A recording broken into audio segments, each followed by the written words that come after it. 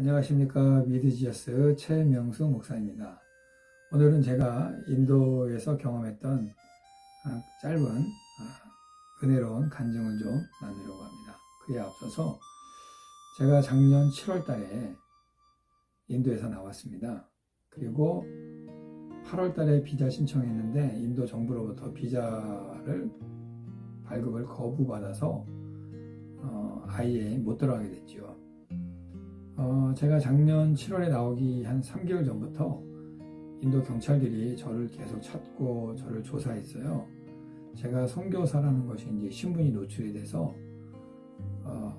경찰들이 저를 찾아오고 또 저를 호출하고 해서 몇 번 이렇게 경찰한테 불려다니고 하다가 결국에는 인도 당국에서 추방 명령서를 저에게 주어서 제가 나올 수밖에 없게 되었습니다. 그 이후로 지금까지 한국에 있습니다. 한국에 있으면서 정말 많은 은혜로운 일들이 있었지만 그런 이야기는 또 다음번에 하도록 하고요. 오늘은 제가 인도에서 사역하면서 조금 힘들었던 이야기, 그리고 또 주님과 나누었던 어떤 은혜로운 이야기를 한두 가지만 좀 하려고 합니다. 한 가지는 뭐냐면, 제가 섬기던 이제 교회가 우리 인도 현지인들 교회를 제가 사역했어요. 가서 우리 가정에서부터 저희 부부가 처음 예배를 드리고 1년 반 정도 가까이 저희 부부가 둘이서 그냥 예배 드리고 특별한 거 없이 예배만 드리다가 한 명 한 명 현지인들이 모여서 예배를 드리게 되었습니다. 그렇게 하다 보니까 한 2, 3년 지나니까 3, 40명 되더라고요. 그래서 우리 현지인들하고 한 3, 4년을 같이 이제 목회하면서 시간이 지나니까 이제 세례를 줘야 되지 않습니까? 세례를 주는데 우리 한국처럼 이렇게 내 교회에서 이렇게 세례를 주거나 이렇게 약식 세례, 이렇게 물 떠서 이렇게 하는 약식 세례 있죠. 이런 걸 하면 되는데 인도는 주로 물속에 완전히 침례를 합니다. 침례 세례를 교단과 관계없이 침례 세례를 하고 있고, 또 제가 섬기던 그 사역지는 조금 외국인이 저희 부부밖에 없었기 때문에 저희가 만약에 그런 그 침례를 주거나 그런 게 발각이 되면 매우 위험해요. 우리 성도들도 위험하고 저희도 위험하고, 그래서 저희가 사는 지역에서 차로 2시간 정도 떨어진 어떤 선교사님 센터, 이렇게 잘 드러나지 않는 센터, 아무나 못 들어가는 곳이죠. 이렇게 바운더리가 있으니까. 그래서 거기를 이제 요청해서 빌려가지고 저희 성도들 한 30여 명, 그래서 버스 한 대하고 제 차하고 이렇게 2대가 가서 세례식을 하고 온 적이 있어요. 근데 우리 성도들은 이제 세례를 너무 받고 싶어 하는 거죠. 근데 한 번은 이런 일이 있었습니다. 우리 그 성도 한 명이 너무 세례가 받고 싶은데 제가 안 줬거든요. 왜 안 줬냐면 아직 받을 만한 믿음이 안 되는 거예요. 신앙의 확신도 없고 구원의 확신도 없고 예배도 자꾸 빠지고 이런 사람이 세례만 받겠다고 그러니까 아마 이 사람들이 세례가 무슨 천국 가는 그 티켓 확보하는 것처럼 뭔가 이렇게 따야 되겠다 이런 생각을 하는 것 같아요. 그러니까 힌두 종교를 섬기다가 기독교로 오다 보니까 약간 그런 혼란이 있는 것 같아요. 그래서 제가 조금 더 기다려라, 때가 되면 줄 것이다 그랬는데 이 자매가 이걸 못 견디고 그 인도 목사가 목회하는 교회를 간 거예요. 거기 가가지고 세례 받겠다고 하니까 너무 재밌는 게 뭐냐면 나중에 이 자매가 이제 그 교회에 나갔다가 다시 우리 교회로 돌아왔는데 그 얘기를 해주더라고요. 그 교회 가서 처음에 이제 교회를 참석하고 예배드리고 이제 하다가 왜 우리 교회 오게 됐냐 이렇게 물어봤겠죠. 그랬더니 세례 받고 싶어서 왔다 그랬더니 다 그런 건 아닌데 인도 목사가 가끔 그런 목사들이 있어요. 그러면 내가 세례를 줄 테니까 헌금을 얼마 하라 이렇게 하더래요. 그래서 그 헌금을 이제 하려고 하는데 자기 한 달치 월급 정도 되는 거죠. 그래서 고민하다가 그냥 왔다고 그러더라고요. 그래서 야, 너무 어이없다. 세상에 무슨 세례를 그렇게 주냐. 제가 그 자매한테 그 교회는 가면 안 된다. 그리고 이제 저희 교회에서 한 거의 1년 정도를 더 신앙 훈련을 하도록 했습니다. 그리고 이제 세례식이 이제 됐는데요. 우리 이제 세례식을 하러 이제 제가 아까 말씀드린 어떤 선교사님 센터로 가서 이제 세례식을 한 거예요. 그런데 이제 그 세례식 할 때 한 달 전부터 어떤 일이 있었냐면 우리 교회에 성도들이 예배를 드리는데요. 예, 귀신이 드러나는 거예요. 이게 막 찬양하고 예배드리면 막 쓰러지고요. 막 괴성을 지르고 거품 물고 눈 뒤집어지고 이러면서 막 쓰러지고 그러는 거예요. 사실 저는 그런 거 처음 경험했거든요. 그런데 성도들이 그렇게 쓰러지고 막 이렇게 고통스러워할 때 이 목사는 담대해지더라고요. 왜냐하면 내 양떼가 고통을 당하는데 그냥 있을 수 없잖아요. 그래서 한국에서 보고 들은 게 있어서 그때 이제 그 성도의 몸에 손 얹고 이제 이렇게 하는 거죠. 나사렛 예수의 이름으로 명하노니 더러운 귀신은 떠나갈지어다. 이렇게 명령한 거죠. 그래서 해봤는데 처음에 안 되더라고요. 아무런 반응이 없는 거예요. 되게 당황했죠. 몇 번 했는데 또 안 되는 거예요. 그런데 성령께서 지혜를 주시더라고요. 깨닫게 하시더라고요. 이것을 그냥 내가 그냥 목사니까 되겠지 하는 그런 교만한 마음 가지고 했더니 이게 망신을 당한 겁니다. 그런데 하나님께서 성령님께서 깨닫는 마음을 주세요. 회개하라. 그리고 사랑하는 마음을 가지고 하라. 이런 마음을 주시는 거예요. 그래서 맨 처음에 쓰러졌던 형제가 하나 있었는데 그 형제를 붙잡고 저하고 제 아내하고 우리 인도 목사하고 셋이 막 붙잡고서 회개 기도를 했어요. 우리가 정말 이 양떼들을 진심으로 사랑하지 못하고 이들을 가르치려고만 하고 야단만 치고 뭔가 이렇게 위에서 이렇게 지시만 했습니다. 잘못했습니다. 하면서 회개하고 이들을 정말 사랑하지 못했습니다. 이들이 우리 교회 성도임에도 불구하고 정말 진심으로 사랑하지 못했습니다. 그리고 우리 자신의 그 잘못된 것도 막 회개 한 30분 가까이 막 붙들고 회개기도 했어요. 하다 보니 막 눈물이 나더라고요. 이 형제는 막 정말 많이 이렇게 그 귀신이 사람을 이렇게 쓰러뜨리면 그냥 안 나더라고요. 몸을 막 상하게 하더라고요. 그래서 몸이 많이 상했어요. 막 머리도 많이 깨지고 막 옷도 다 찢어지고 난리가 아니었죠. 그래서 막 붙들고 기도를 한 30분 정도 눈물을 흘리며 기도하고 났더니 형제가 멀쩡해진 거예요. 기도하는 가운데 귀신이 나가버린 거예요. 그때 깨달았어요. 더러운 귀신을 쫓아낼 때는 무조건 명령한다고 되는 게 아니구나. 분명히 나는 그렇게 알았거든요. 예수님의 이름으로 명령하면 되는데 예수님의 이름을 아무리 불러도 안 되는 거예요.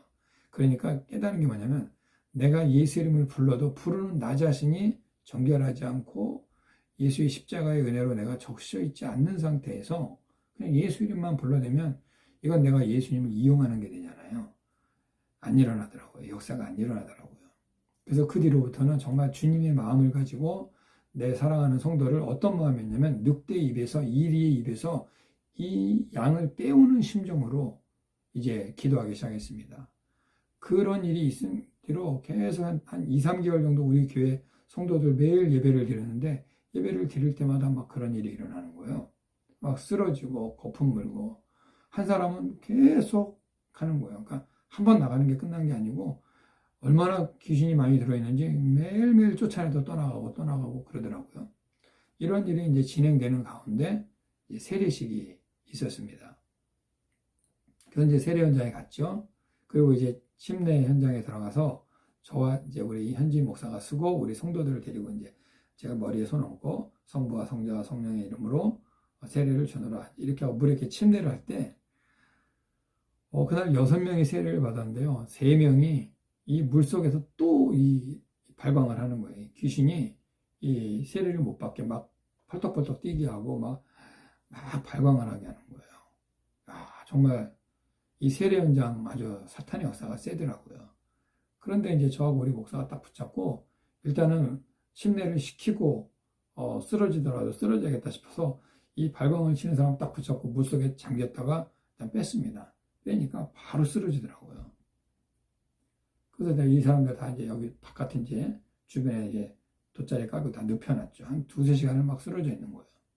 그 세례가 끝나고 이제 다 우리는 세례 끝나면 옷을 하얀 옷으로 다 갈아입습니다. 그리고 인도는 그래요. 그리고 이제 그 성찬식을 해요. 성찬식 끝나고 점심 먹고 이제 오후에 집으로 돌아오는데 세례식 할 때도 정말 힘들게 했어요. 마음이 아팠습니다. 우리 성도들이 그렇게 예수님을 믿으려고 할 때 이 마귀가 이 귀신이 그렇게 방해하는 거야. 그럴 수밖에 없는 게요. 우리 성도들은 전부 다 뼛속부터 힌두예요. 뱃속에서부터, 엄마 뱃속에서부터 힌두 귀신을 섭니다. 인도의 그 통계로 나와 있는 신이 3억 3천 아닙니까? 예. 3억 3천의 신이 있어요. 지금은 더 늘어났을 겁니다. 이 온갖 잡귀신들을 다 섬기고 살다가 예수 믿으니 이 귀신들이 그냥 안 놔두죠. 너무 마음이 아픈 거예요. 제가 그날 느낀 게 이 이리의 입에 들어갔던 양대를 제가 막 이리의 입을 찢어서 빼내는 느낌이 들었습니다. 자, 그렇게 세례가 끝나고 이제 오후가 해가 졌어요. 해가 뉘엿뉘엿 지는데 이제 차를 이제 두 대로 나눠 타는 거죠. 뒤에 버스에 우리 성도들 다 타고 제 차에는 가장 심하게 쓰러진 자매가 있어요. 그 자매를 뒷좌석에 태우고 제 아내가 옆에서 제 아내가 침을 놓으니까 침도 놔주고 이렇게 마사지도 해주면서 집에 가는 중이죠. 2시간을 가는데 출발한 지 한 20분, 30분 됐나? 그런데 이렇게 이제 맞은편에서 아주 그 태양이 붉게 이렇게 물들어가고 이렇게 노을이 지는 거예요. 노을이 지는데 딱 맞은편에 노을이 지는 걸 보면서 쭉 가는데 이건 그냥 제 개인적인 체험입니다. 예수님의 음성이 저에게 들려오는 거예요. 어떻게 들려오냐면 그 노을을 보는 가운데 이렇게 들려오는 거예요. 예수님이 저한테 그러는 거예요. 최 목사 고마워. 그러는 거예요. 제 마음에 이렇게 들리는 거예요. 그 음성이. 그래서 제가 또 이렇게 대답했어요. 뭘요 주님? 그랬죠. 또 그랬더니 예수님이 또 대답하시는 거예요. 내가 사랑하는 자를 너가 사랑해 주니 고맙구나. 이렇게 말씀하시는 거예요. 제가 그 말을 딱 듣는데요. 나도 모르게 운전하는데 눈물이 흐르는 거예요. 아니 제가 생각했어요. 아니 주님 내까지 게 뭔데 내가 이 사람들한테 한 것도 없는데 내가 예수님께 고맙다는 말을 듣다니 이게 무슨 일입니까? 이런 마음이 드는 거예요. 그래서 제가 또 주님께 또 이렇게 말했어요. 주님, 제가 주님을 사랑하니 주님이 사랑하는 자들을 사랑하는 것 같아요. 이렇게 말했거든요. 이러한 대화를 주님과 계속 이렇게 나누면서 2시간 가까이를 운전해서 집에 온 거예요. 눈물은 계속 흐르고. 근데 그 눈물이 슬퍼서 나는 눈물이 아니라 너무 주님께 감사하고 너무 주님께 죄송하고 그런 거 있잖아요. 그런 마음으로 이렇게 주님과 대화를 나누면서 이 석양 지는 모습을 보면서 돌아온 기억이 있습니다. 제가 이렇게 깨달았어요. 우리 주님이 이 인도 현지인들, 사실 제가 섬기는 우리 현지인들은 다 가난한 사람들이에요. 그러다 보니까 냄새도 많이 나고 좀 깨끗하지 않거든요. 이 사람들을 이렇게 끌어안아주기도 하고 손도 붙잡아주기도 하고 머리에 손 얹고 기도도 해주고 함께 밥도 먹고 이런 것을 주님이 되게 기뻐하셨던 것 같아요. 사실 저는 그냥 일상이었거든요. 그냥 당연히 하는 거다 했는데 우리 예수님은 그들과 가까이 냄새나는 그들과 가까이 있고 그들이 먹는 음식을 같이 먹고 그들과 함께 이렇게 부딪히면서 지내는 시간들을 주님이 기뻐하셨던 것 같아요. 그래서 저같이 참 부족한 종에게도 우리 주님께서 제가 형상은 보지 못했지만 음성으로 들은 거죠. 주님께서 저의 이름을 부르시면서 고마워. 내가 사랑하는 자를 네가 사랑해 주니 고맙구나. 이런 말씀을 들었습니다. 제가 그날 이후로 사역은 사랑으로 하는 거구나. 재능으로나 어떤 실력으로 하는 것이 아니라 사실 저 많이 부족하거든요. 근데 그것을 하는 것이 아니라 그냥 사랑으로 하는 거구나. 그리고 가리지 않고 정말 순수한 마음으로 그들과 함께 있는 것 자체가 내가 맡은 양떼들을 위해서 기쁠 때 함께 기뻐하고 슬플 때 함께 슬퍼하고 아플 때 함께 아파하고 힘들 때 함께 힘들어해주고 같이 나눠 먹고 같이 일하고 같이 예배하고 함께 이렇게 그 양떼들과 늘 함께하는 것을 우리 주님이 기뻐하시구나를 그날 깨달았어요.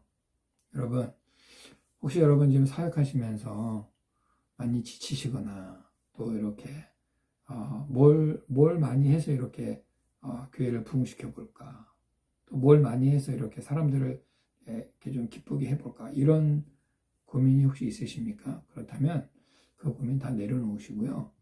우리 예수님의 말씀처럼 그냥 사랑입니다. 사랑.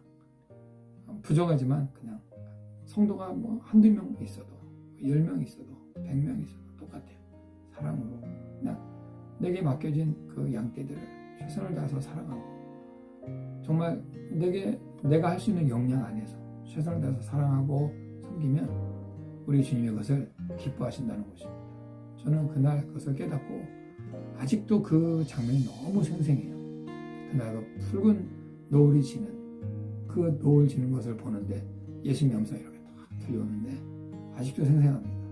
그래서 이 이야기는 제 개인적인 너무 참 귀한 간증이지만 오늘 한번 좀 나눠보고 싶었습니다.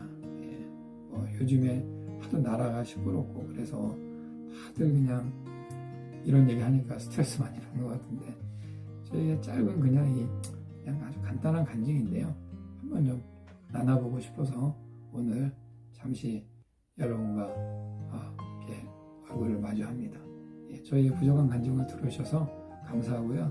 여러분 예수님 많이 사랑하시고 여러분이 맡은 양떼들, 여러분이 맡은 그 구역원들, 순원들, 새 식구들, 여러분 주변에는 그 믿음의 사람들을 사랑하시고 사랑으로 섬기고 그러면 우리 주님이 기뻐하십니다.